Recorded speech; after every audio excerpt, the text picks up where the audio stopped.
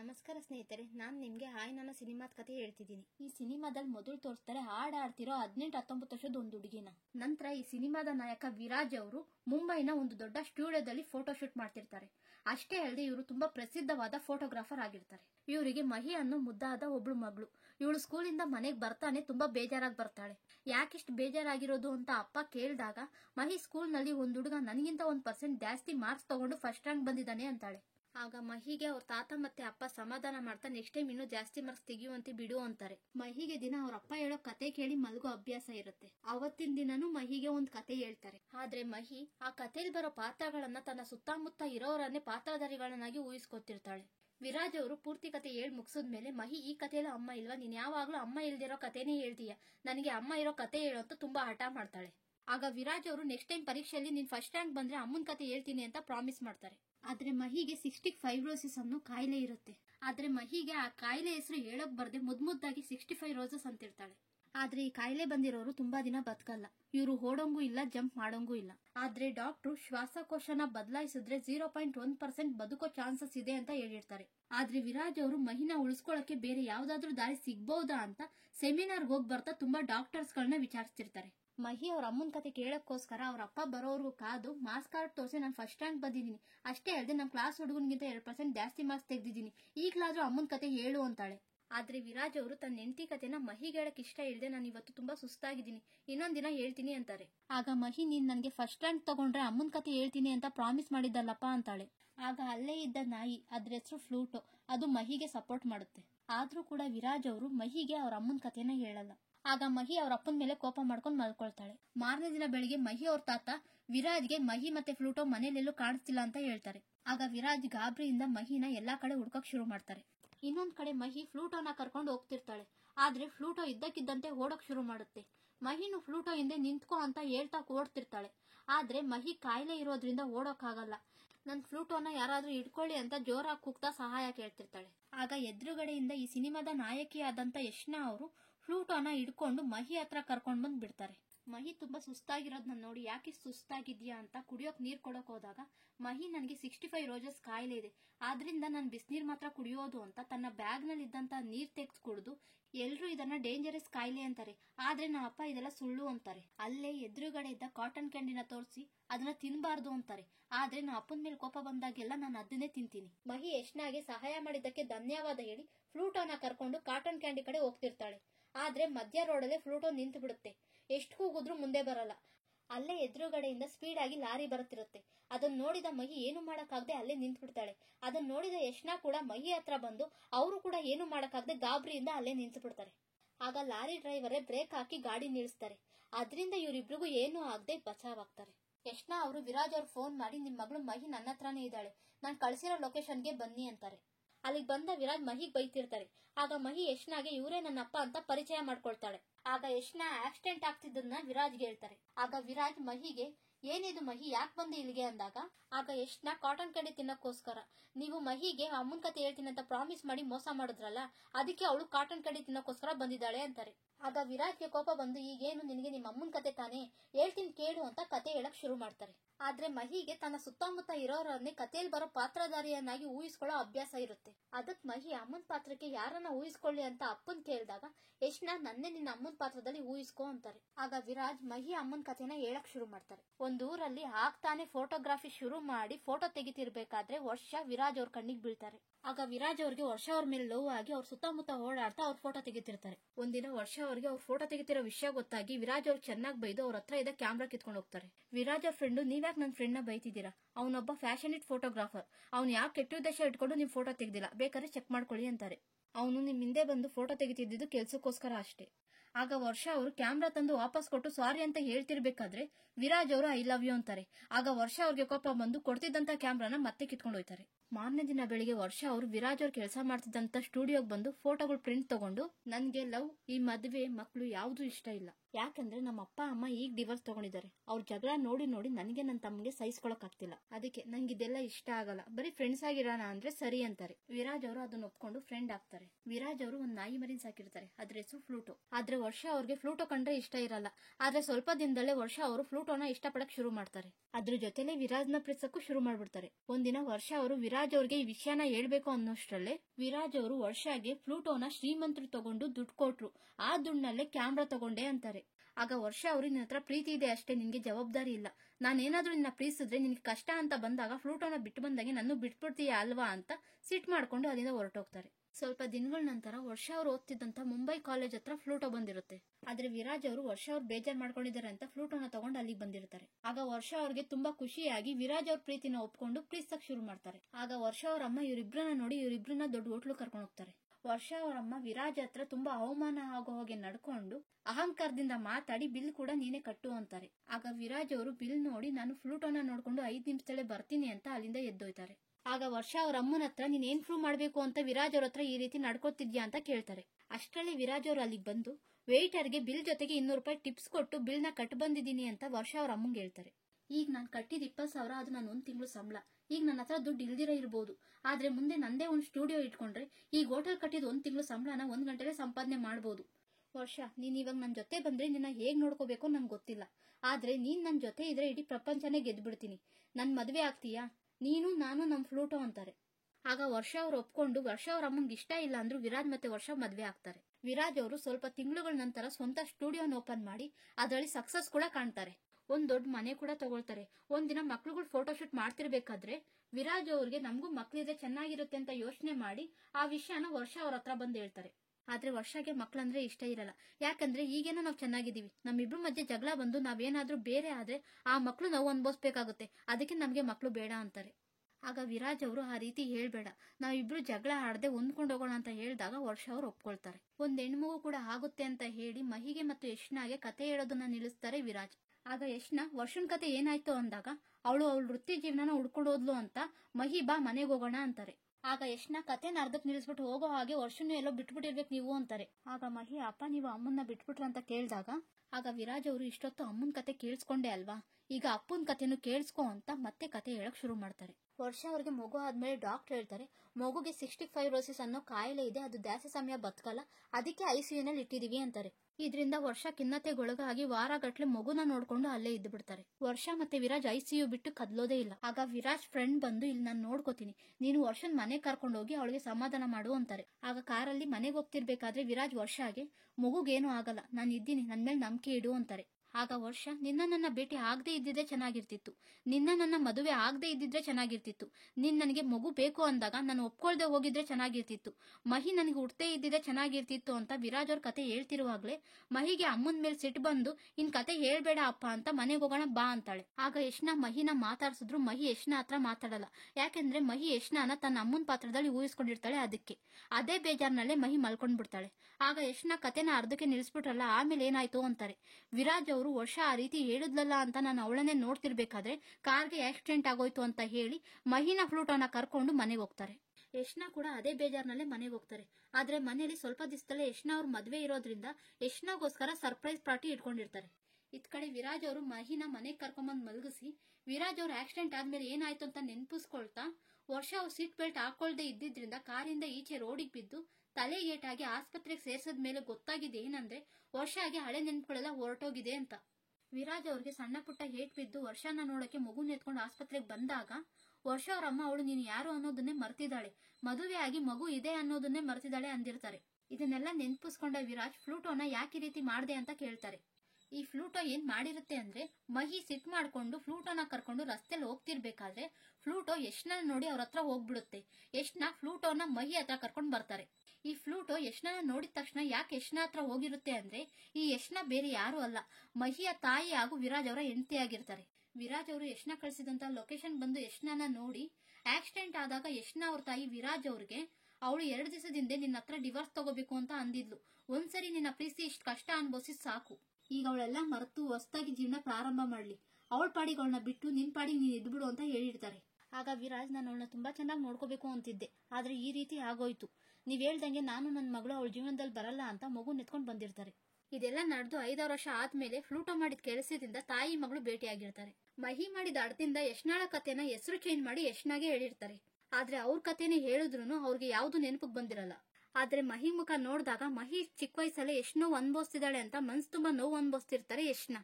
ಮನೆಗೆ ಹೋದ್ರು ಮಹಿ ಬಗ್ಗೆನೆ ಯೋಚನೆ ಮಾಡ್ತಾ ಮಾರನೇ ದಿನ ಬೆಳಿಗ್ಗೆನೆ ಮಹಿನ್ ನೋಡಕ್ಕೆ ವಿರಾಜ್ ಅವ್ರ ಮನೆಗೆ ಬಂದು ಮಹಿ ಹೇಗಿದ್ದಾಳೆ ಅಂತ ಕೇಳ್ತಾರೆ.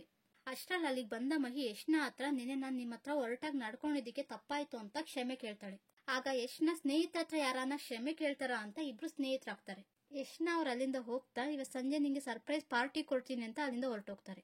ಆಗ ವಿರಾಜ್ ಇವರಿಬ್ರು ಮತ್ತೆ ಭೇಟಿ ಆದ್ರೆ ಸಂಬಂಧ ಗಟ್ಟಿ ಆಗ್ಬಿಡುತ್ತೆ ಅಂತ ಯೋಚನೆ ಮಾಡಿ ವಿರಾಜ್ ಫ್ರೆಂಡ್ ಜೊತೆಗೆ ಮಹಿನ ಕರ್ಕೊಂಡು ಕೆಲ್ಸದ ಮೇಲೆ ಗೋವಾಗ್ ಹೋಗ್ಬಿಡ್ತಾರೆ. ಈ ಕಡೆ ರೆಸ್ಟೋರೆಂಟ್ ನಲ್ಲಿ ಮಹಿ ಮತ್ತೆ ವಿರಾಜ್ ಹೋಗದೆ ಇದ್ದಕ್ಕೆ ಯಶ್ನ ಅವ್ರು ಬೇಜಾರ್ ಮಾಡ್ಕೊಂಡು ಮನೆಗೆ ಹೋಗ್ಬಿಡ್ತಾರೆ. ಮಾರನೇ ದಿನ ಬೆಳಿಗ್ಗೆ ಮಹಿದ್ ಬರ್ತಡೇ ಇರುತ್ತೆ. ಆದ್ರೆ ವಿರಾಜ್ ಅದನ್ನ ಮರ್ತು ಬಿಟ್ಟಿರ್ತಾರೆ. ಯಾಕಂದ್ರೆ ವಿರಾಜ್ ಜೀವನದಲ್ಲಿ ಮತ್ತೆ ಯಶ್ನ ಬಂದಿರ್ತಾರೆ. ಅದಕ್ಕೆ ಮಾರನೇ ದಿನ ಬೆಳಿಗ್ಗೆ ಮಹಿ ಯಶ್ನಾಗೆ ಫೋನ್ ಮಾಡಿ ನಾವು ಗೋವಾದಲ್ಲಿದ್ದೀವಿ ಅಂತಾಳೆ. ಆಗ ಯಶ್ನ ನಾನು ರಾತ್ರಿ ಎಲ್ಲ ನಿಮಗೋಸ್ಕರ ತುಂಬಾ ಹೊತ್ತು ಕಾದೆ, ಸರಿ ಅದೆಲ್ಲ ಬಿಡು, ಹ್ಯಾಪಿ ಬರ್ತ್ಡೇ ಮಹಿ ಅಂತ ಮಹಿಗೆ ವಿಶ್ ಮಾಡ್ತಾರೆ. ಆಗ ಮಹಿ ಬೇಜಾರ್ನಲ್ಲೇ ಆದ್ರೆ ನನ್ನ ಬರ್ತಡೇ ನಿಮಗ್ ನೆನಪಿದೆ, ನನ್ನ ಅಪ್ಪಂಗೆ ನೆನಪೇ ಇಲ್ಲ ಅಂತ ಹೇಳಿ ಸರಿ ನಾನು ಆಮೇಲೆ ಫೋನ್ ಮಾಡ್ತೀನಿ ಅಂತ ಫೋನ್ ಇಟ್ಬಿಡ್ತಾಳೆ. ಆಗ ಯಶ್ನ ತನ್ನ ಮದುವೆ ಮಾಡ್ಕೊಳ್ಳೋ ಹುಡುಗ ಅರವಿಂದ್ ಕಟ್ಟಿಸ್ತಿರೋ ಆಸ್ಪತ್ರೆ ಹತ್ರ ಇರ್ತಾರೆ. ಯಶ್ನ ಮಹಿ ಬಗ್ಗೆನೇ ಯೋಚನೆ ಮಾಡಿ ನನಗೆ ಸ್ವಲ್ಪ ಕೆಲಸ ಇದೆ ಅಂತ ಅರವಿಂದ್ಗೆ ಬಾ ಹೇಳಿ ಗೋವಾಗ್ ಬಂದು ಮಹಿಗೆ ಸರ್ಪ್ರೈಸ್ ಪಾರ್ಟಿನ ಅರೇಂಜ್ ಮಾಡಿ ಮಹಿ ಹತ್ರ ನಿನ್ಗೋಸ್ಕರ ನಿಮ್ಮ ಅಪ್ಪನೇ ಈ ಸರ್ಪ್ರೈಸ್ ಪಾರ್ಟಿನ ಅರೇಂಜ್ ಮಾಡಿದ್ದು ಅಂತ ಹೇಳ್ತಾರೆ. ಅಷ್ಟರಲ್ಲೇ ಅಲ್ಲಿಗೆ ವಿರಾಜ್ ಬಂದು ನಾನು ಹಿಂಗ್ ಮಾಡ್ತೆ ನನ್ನ ಮಗಳು ಬರ್ತಡೇನಂತ ಯೋಚನೆ ಮಾಡ್ತಿರ್ಬೇಕಾದ್ರೆ ಮಹಿ ಬಂದು ಅಪ್ಪಗೆ ಟ್ಯಾಂಕ್ಸ್ ಅಪ್ಪ ಸರ್ಪ್ರೈಸ್ ಕೊಟ್ಟಿದ್ದಕ್ಕೆ ಅಂತಾಳೆ. ತುಂಬಾ ಚೆನ್ನಾಗಿ ಬರ್ತಡೇ ಪಾರ್ಟಿ ನಡೆಯುತ್ತೆ. ವಿರಾಜ್ ಯಶ್ನ ಹತ್ರ ಬಂದು ಟ್ಯಾಂಕ್ಸ್ ಹೇಳ್ತಾರೆ.